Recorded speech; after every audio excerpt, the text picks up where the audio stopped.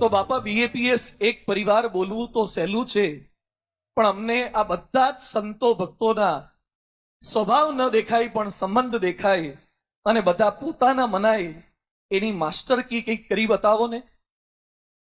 જેમ આપણે બે સામસામા જોઈએ છે એમ હરિભક્તને બોલવું અને સત્પુરુષ એ બધાને એવી રીતે જોઈએ ને અને પગે લાગવું.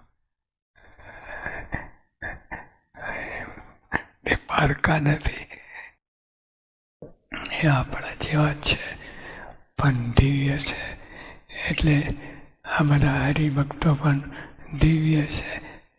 સંબંધનો મહિમા એટલે બધા દિવ્ય છે એમ માનીને રહેવું.